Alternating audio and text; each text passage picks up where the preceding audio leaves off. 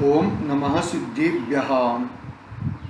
नमो अरिहन्ताणं, नमो सिद्धाणं, नमो आयर्याणं, नमो वज्रायाणं, नमो लोये सवसावणं। मंगलं भगवान् वीरो, मंगलं गौतमो गणी, मंगलं कुन्दकुन्दार्यो, जैनधर्मोऽस्तु मंगलम्। सर्वमङ्गल्यमङ्गल्यं सर्वकल्याणकारकं, प्रधानं सर्वधर्मानं, जैनं जयतु शासनं, जैनं जयतु शासनम्। चेतिले चेतन, चेत्या विना केम चालसे।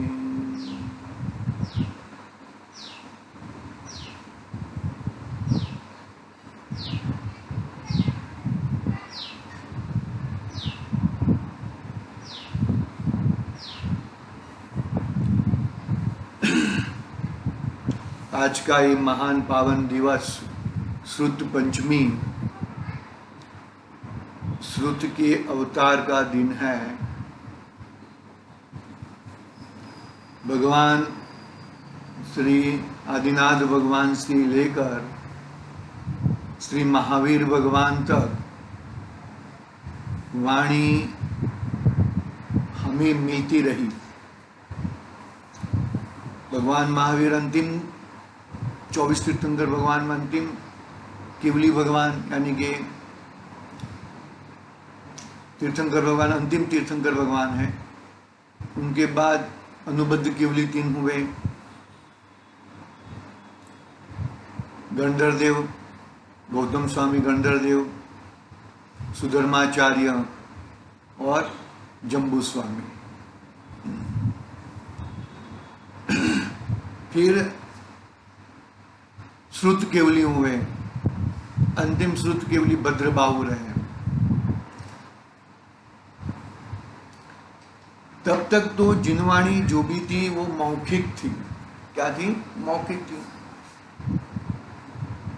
हमारे बच्चे जो होते हैं, छोटे छोटे बच्चे रहते हैं, उनको लिखने को तो नहीं आता, पढ़ने को भी नहीं आता, बराबर।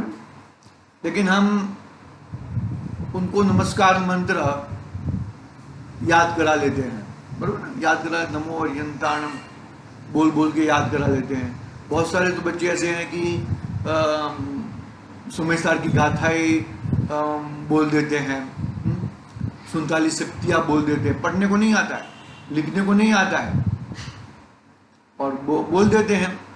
बीच में एक वीडियो आया था, तो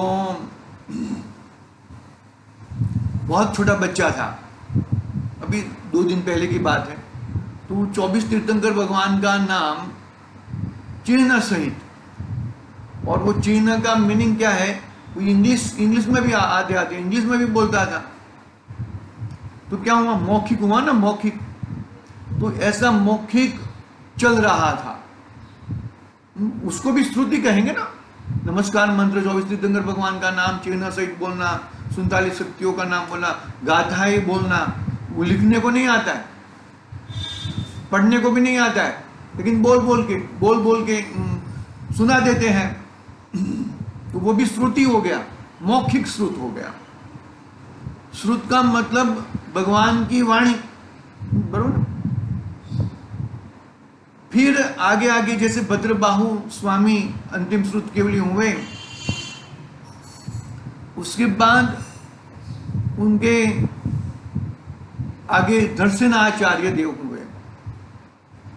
दर्शनाचार्य देव तक तो मौखिक, तब तक तो लिपि रूप नहीं हुई थी जिनवाणी। दर्शनाचार्य देव को सपना आया, और सपने में ऐसा आया कि वो स्वप्न का मीनिंग ऐसा निकाला कि मीनिंग ऐसा हुआ कि अभी अभी धीरे धीरे ये जो श्रुत मौखिक श्रुत है, हाँ, वो बहुत ही कम लोगों को याद रहता है, बहुत ही कम लोगों को याद रहेगा और कुछ रहेगा। देखो हमारी भी ये जो स्कूलों की परंपरा, जो बड़े बड़े डॉक्टर बनते हैं, इंजीनियर बनते हैं, चार्टर्ड अकाउंटेंट बनते हैं, तो वो परंपरा कैसे चलती रहती है? हर साल नए नए नए नए नए विद्यार्थी जुड़ते जाते हैं ना, नए नए विद्यार्थी जुड़ते जाते हैं, इसके लिए उसकी परंपरा कंटिन्यू रहती है। अभी ये श्रुत की परंपरा कंटिन्यू रखनी है, बराबर है, तो फिर कुछ न कुछ तो करना पड़ेगा ना। कैसे करना पड़ेगा? कि भाई उसको श्रुत को लिपि रूप करना पड़ेगा। तो दर्शनाचार्य देव को यह सपने में ऐसा आया कि भाई इस श्रुत का लोप हो जाएगा, मौखिक श्रुत सबको याद नहीं रहेगा और धीरे धीरे सबकी बुद्धियां भी कम होती जाती है। वो अपना मोक्ष में प्रकाशक में भी ये बात का आचार्य कल्पटोडम साहब ने वर्णन किया है उसका। तो अभी अभी हुआ है ना, समझो ना, त्रिशताब्दी महोत्सव हमने गए साल मनाया, 300 साल हो गए टोडरमल साहब को। ये तो करीबन समझो ना 2100-2200 साल पहले की बात है, कुंकुम आचार्य देव के पहले की बात है। फिर वहां पर कुछ नासिक के आजू बाजू में मुनि भगवंतों का सम्मेलन चल रहा था और मुनि भगवंतों के सम्मेलन में दर्शनाचार्य तो प्रौढ़ हो चुके थे, वो तो उनको वो नहीं था क्षमता कि वहां से अंकलेश्वर से लेके वहां तक जाने की ऐसा क्षमता नहीं थी। तो वहां से उनके कोई अपने एलक या सुलक रहेंगे, उनको भेजा और कौन आचार्य देव के नाम नहीं याद आ रहा है मुझे, तो उन्होंने लिखा कि मुझे 2 शिष्यों की, 2 मुनिराजों की जरूरत है। फिर वहां से हमारे भूतबली आचार्य और पुष्पनाथ आचार्य देव वहां से आए और दर्शनाचार्य देव को आके, वो सब कहानी है पुष्पदंत स्वामी की भी उनका नाम के हिसाब से और भूतबली स्वामी की भी नाम के हिसाब से उनकी है। फिर दर्शनाचार्य देव ने उनकी परीक्षा की, मंत्र सिद्ध करने के लिए कहा, तो मंत्र दिया था। मंत्र में एक में काना कम किया था और एक में काना बढ़ा दिया था, मात्रा, एक मात्रा बढ़ा दी थी और एक मात्रा कम कर दी थी। वो उन्होंने उनको बताया था कि तुम्हें ऐसी विद्या रूपी लक्ष्मी प्राप्त होएगी करके। तो दोनों आचार्यों देव ने, दोनों पुष्पदंत और भूतबली स्वामी ने वो चालू कर दिए, मतलब मंत्र साधने की किया। तो मंत्र साध में दोनों को कद्रूपी देविया प्राप्त हुई विद्या। तो बोले कि ऐसी तो नहीं हो सकता है, तो कुछ हमारे से गलती हुई है या मंत्र में गलती। पहले मंत्र को चेक किया, तो मंत्र को चेक किया तो मंत्र में एक मात्रा ज्यादा थी और एक मात्रा एक में कम थी। सुधार किया, सुधार करके वापस मंत्र का साध किया। मंत्र का साध करके उन्हें विद्या रूपी देवी प्रकट हुई और बहुत ही आनंद पूर्वक वापस अपने आचार्य देव के पास आए। परीक्षा में पास हो गए दोनों और फिर उनको ये पहला जो श्रुत प्रारंभ हुआ, वो षटखंडागम, वो आज के दिन लिखा गया था। आज के दिन पूरा हुआ था, आज के दिन लिखा गया था, जो भी कहो। वहां से श्रुत पंचमी अंकलेश्वर में है ना, अंकलेश्वर में इसकी वो हुई थी। कहने का भावार्थ यहाँ पर ऐसा है कि आचार्य देवों ने कितना, दर्शन आचार्य देव ने कितना बड़ा महान उपकार किया, तब जाके अपने पास ये श्रुत यानी कि द्रव्य श्रुत अपने पास मौजूद है। कितना बड़ा उपकार है भाई, वो बड़ा महा उपकार है आचार्य देव का।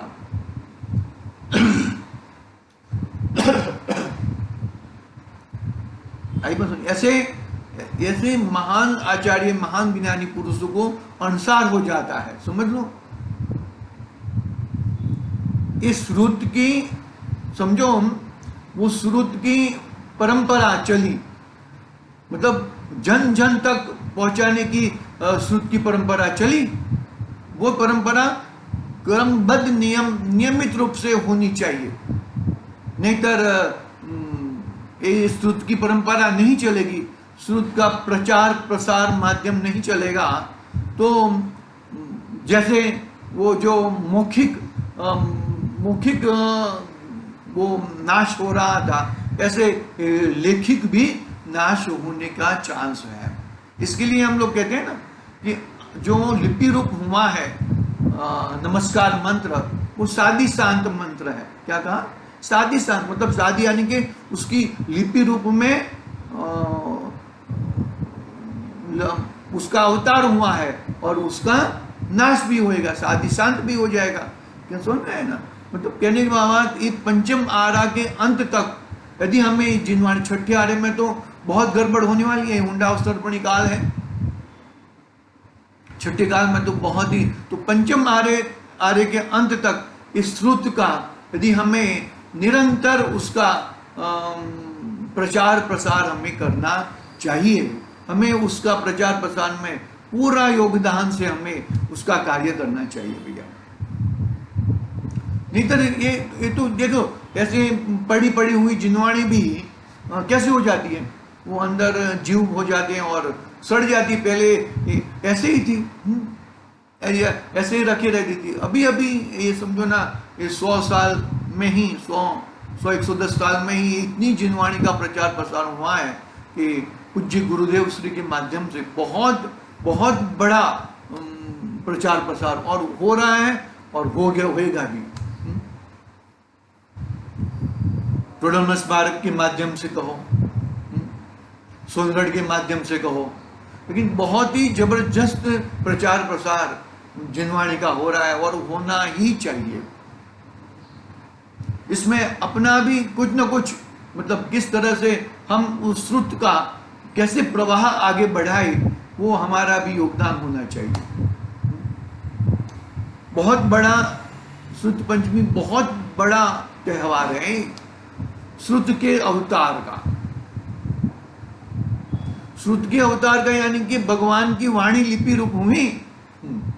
याद रखना, ये हम लोग जो बोलते हैं ना, अभी गुरुदेव के कितने प्रवचन हैं, करीबन अपने पास ऑडियो 9000 और भी इससे भी ज्यादा प्रवचन है अपने पास। वो सब अक्षरशः लिखे जाते हैं ना, लिखे जाते हैं। कितना पुरुषार्थ, एक बोलना और उसको लिखना बहुत ही बड़ा पुरुषार्थ रहता है, याद रखना। इतना कम पुरुषार्थ में कितने देखो, कितनी हिंदी में अनुवाद किए जाते हैं। अपना आज प्रारंभ करने का था, अपने को समाधि तंत्र प्रारंभ करने का है। आज से हम इष्टोपदेश कल पूरा हुआ था। आचार्य पूज्यपाद स्वामी का जो उपकार हमारे पे था, वो अध्यात्म ग्रंथ 2 और भी शास्त्र लिखे हैं, तो वो भी एक श्रुत की परंपरा से हुआ है ना। भगवान से आई वाणी, गणधर देव से आई वाणी, आचार्य देव से आई वाणी, आगम यानी कि आपके द्वारा, ग यानी कि गणधर के द्वारा गुंथा हुआ, और म यानी कि मुनिराजों के द्वारा कही हुई वाणी है। वही श्रुत है, ये श्रुत है, द्रव्य श्रुत है। द्रव्य श्रुत अपने भगवान आत्मा को दिखाता है कि तू कौन है, मैं कौन हूं। वो हमारा उपकार, वो उपकार हमारा द्रव्य श्रुत का है कि मैं कौन हूं, मेरी ताकत क्या है, मैं क्या कर सकता हूं। 6 द्रव्य कहे ना, तो 6 द्रव्य में से मैं कौन सा द्रव्य हूं। 6 द्रव्य कहे ना, भगवान ने 6 द्रव्य देखे विश्व में, तो मैं कौन सा द्रव्य हूं और मेरा क्या है। बराबर है, सब द्रव्य अपनी अपनी सत्ता में है। मैं उसकी सत्ता में मैं घुस जाऊं, वो मेरी सत्ता में घुस जाए, ऐसा कदापि पॉसिबल नहीं है। कभी भी वो चीज पॉसिबल नहीं होती है। ये श्रुत के श्रुत का उपकार है हमारे ऊपर। आचार्य दर्शन आचार्य देव पुष्पदंत और बुद्धबली का उपकार है हमारे पे। षटखंडागम धवला महाधवला जय धवला, देखो मैं पढ़ रहा हूं यहां पे। श्रुत पंचमी पर्वशु उत्तम जिन श्रुत को वंदन कर लो। षटखंडागम धवल जय धवल महाधवल पूजन कर लो। पूजन का मतलब क्या? श्रुत ने क्या बताया है, जिनवाणी में क्या आया है, उसका मैं आदर कर लूं। पूजन करने का मतलब क्या होता है? गुणानुराग होता है ना। तो उसमें किसके गुण गाए, जिनवाणी में किसके गुण गाए हैं, और वो गुण कहां पर है? आई बात समझ में? कहना क्या चाहता हूं, समझ में आ रही कि नहीं आ रही? जिनवाणी में एक शुद्धात्मा की बात कही, बरोबर, 6 द्रव्य की बात कही। इसमें तू कौन सा द्रव्य? शुद्धात्मा हूं, जीव तत्व हूं, जीव द्रव्य हूं मैं। और जीव द्रव्य कैसा है, उसकी क्या लायकात है, क्या कर सकता है, वो बताया। उपकार है ना भाई, ये महा उपकार है। हम इधर उधर घूमते हो और हमें सही रास्ता न मिलता हो, तो कोई हमें रास्ता बता दे तो हम उसके ऊपर कितना उपकार मानते हैं। अरे भाई आपने अच्छा किया, मैं भूल गया था, मैं भूल गया था, ये संसार रूपी भूल भुलैया मैं भूल गया हूं। मैं कौन हूं वो मैं मुझे याद नहीं आता। हे जिनवाणी माता, हे श्रुत देव। श्रुत देव है, जिनवाणी देव है। नवदेव में जिनवाणी देव है कि नहीं है? तो ये जिन देव है। तो ये जिनवाणी ने हमें हमारा स्वरूप हमारी वस्तुओं में बताई। महा उपकार है भैया।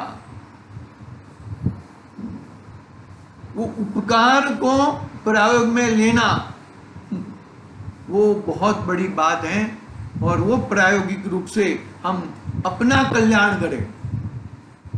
देखो भाई,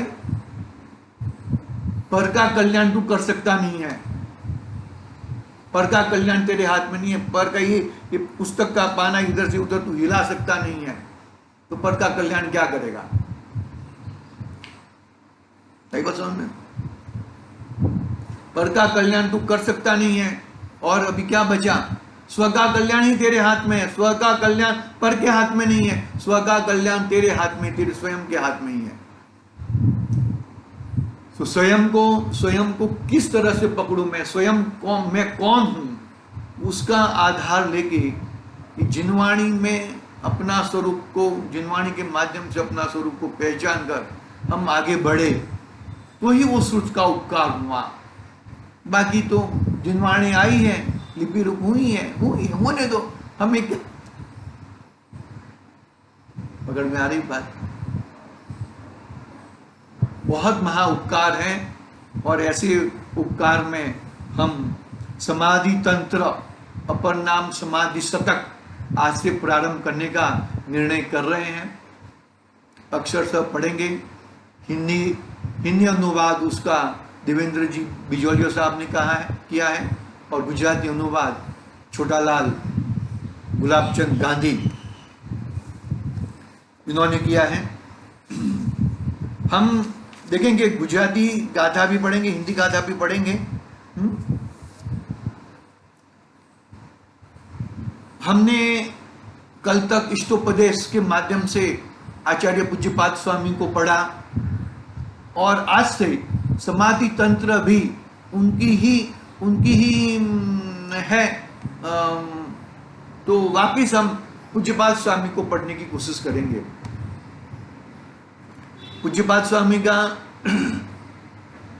इष्टोपदेश में हमने तो पढ़ ही लिया था कि कैसे पूज्यपाद स्वामी थे, कितने महान आचार्य देव थे, इतने आयुर्वेद के व्याकरण के इतने प्रखर विद्वान थे। अरे आयुर्वेद में उन्होंने ऐसा एक लेप बनाया था, वो लेप के माध्यम से वो हवा में उड़ भी सकते थे। और बार बार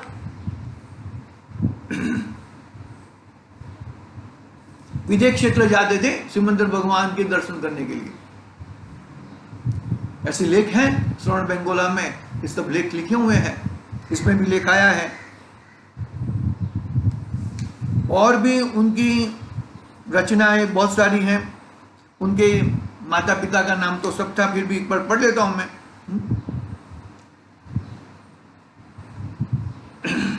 माता पिता का नाम माधव भट्ट था और माता का नाम श्रीदेवी था। उनके बहुत सारे ग्रंथ हैं।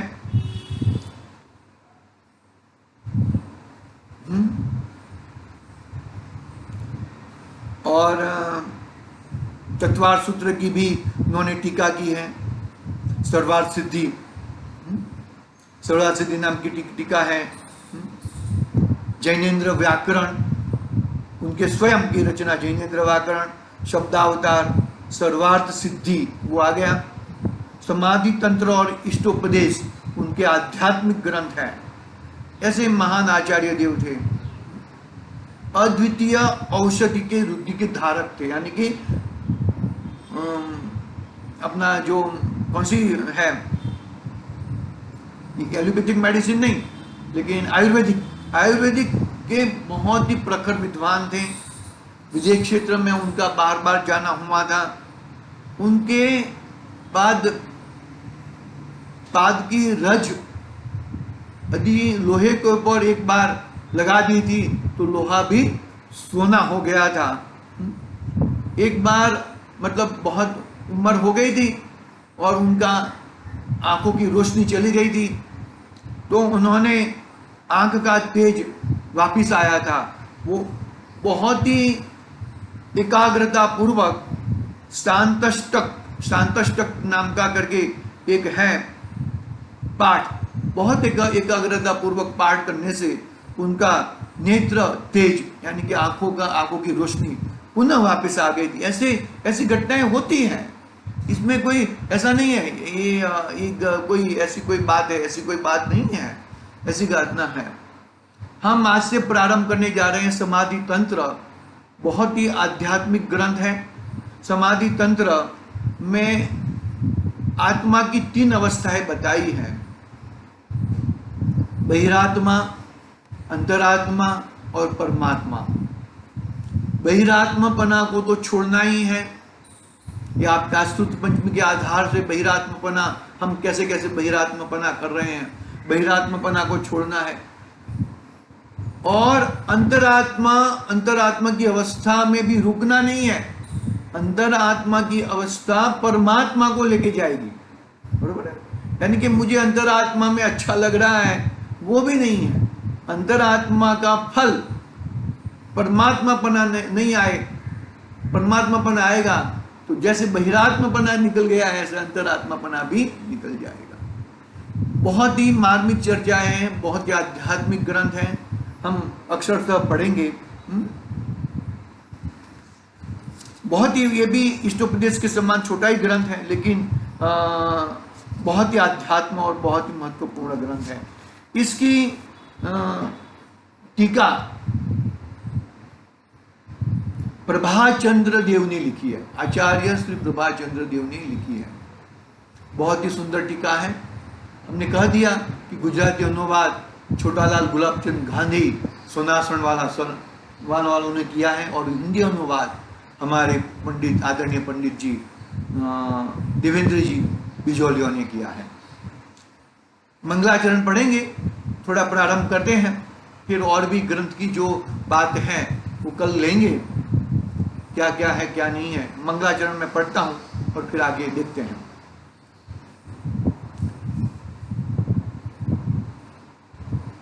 श्रीमद देवनंदी अपर नाम पूज्यपाद स्वामी विचरित, फिर ओम लिखा है। प्रभाचंद्र विनिर्मित संस्कृत टीका, मेरे पास एक ग्रंथ है समाधि तंत्र और यहां से मैं पढ़ रहा हूं। मैं अभी वो सीखूंगा जरा वो कि कैसे लाते हैं उसका PDF कैसे लाते हैं वो जरा मुझे आता नहीं है, वो मैं सीख लूँगा। तो PDF के साथ सामने रहेगा तो आप उसको पढ़ भी पाएंगे। वो मैं जरा उसके लिए मैं जरा थोड़ा कमर कसूँगा। पढ़ता हूँ मैं, वो श्लोक पढ़ के हम आज की बात यहाँ पे पूरी करेंगे। फिर देखेंगे कल से हमारा रोजिंदा में इसका स्वाध्याय होएगा। समय तो हो गया है, फिर भी मंगलाचरण पढ़ेंगे। सिद्धं जिनेन्द्रमलमप्रतिमं प्रबोधं निर्वाणमार्गममलं विबुधेन्द्रवन्ध्यं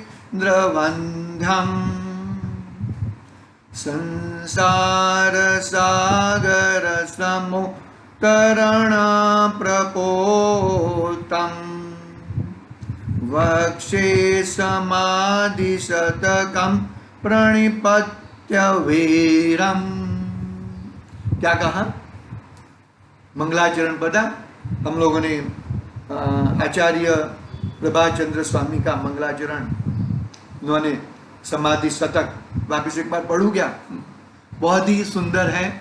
सिद्ध भगवान को याद किया, महावीर भगवान को भी याद किया, और उसका हिंदी अनुवाद भी बिजोलिया साहब ने किया है। मैं वापिस पढ़ता हूं।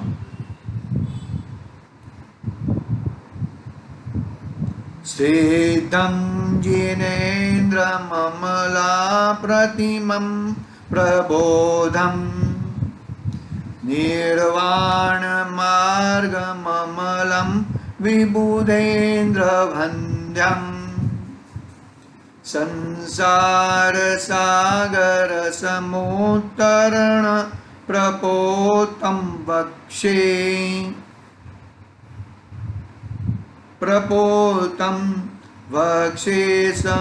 समाधिशतकं प्रणिपत्य वीरम। इसका हिंदी अनुवाद पढ़ रहा हूं मैं। श्री पूज्यपाद स्वामी रचित मूल श्लोक और श्री प्रभाचंद्र द्वारा रचित संस्कृत टीका का हिंदी अनुवाद एवं विशेषार्थ। टीकाकार का मंगलाचरण, उसका हिंदी अनुवाद। सकल विभाव अभाव कर किया आत्मकल्याण, परमानंद सुबोधमय नमो सिद्ध भगवान। आत्मसिद्धि के मार्ग का जिसमें सुभग विधान, इस समाधि युत तंत्र का करो सुगम व्याख्यान। अनुवाद पढ़ रहा हूँ, उसका अर्थ पढ़ रहा हूँ मैं। कल लेंगे, फिर उसकी बात कल करेंगे। सिद्ध भगवान कैसे हैं? अनुपम, ज्ञानवान यानी कि अनंत ज्ञानी, निर्वाण मार्ग रूप निर्मल, वितराग, देवेंद्रों से वंदनीय तथा संसार सागर को पार करने के लिए उत्कृष्ट नाव रूप ऐसे वीर जिनेन्द्र भगवान को प्रणिपात करके मैं श्री प्रभाचंद्र समाधि शतक कहूंगा। क्या कहूंगा? भगवान को नमस्कार करके, सिद्ध भगवान को नमस्कार करके, वीर यानी कि महावीर भगवान को नमस्कार करके। सिद्ध भगवान कैसे हैं? अनुपम हैं, ज्ञानवान हैं, अनंत ज्ञानी हैं, और सिद्ध भगवान हो गए निर्वाण मार्ग रूप निर्मल, वितराग, देवेंद्रों से वंदनीय, बरोबर, तथा संसार सागर को पार करने के लिए उत्कृष्ट नाव रूप ऐसे वीर जिनेन्द्र भगवान को प्रणिपात करके मैं श्री प्रभाचंद्र समाधि शतक कहूंगा। मार्मिक बात है, बहुत ही आध्यात्मिक ग्रंथ है। जीव की अवस्था कैसी है, बाहर में कैसी अवस्था है, अंतरंग में कैसी अवस्था है, और परमात्मा में कैसी अवस्था होगी, ऐसी बात बहुत ही सुंदर तरीके से की है। हम देखेंगे आज सुध के अवतार का दिन महान दिन है, और ऐसे महान दिन वे हम अपने शुद्धात्म देव को पकड़ेंगे, बहिरात्मा को छोड़ेंगे, अंतरात्मा में ठहर कर अंतरात्मा के माध्यम से परमात्मा कैसे बनेंगे, ऐसी मंगल भावना हम पाएंगे, ऐसी मंगल भावना से आगे बढ़ेंगे। आज के लिए ओम नमः सिद्धिभ्यः। निज निधि निज में बताई अनंत उपकार है, उसके लिए जिन वाणी माँ को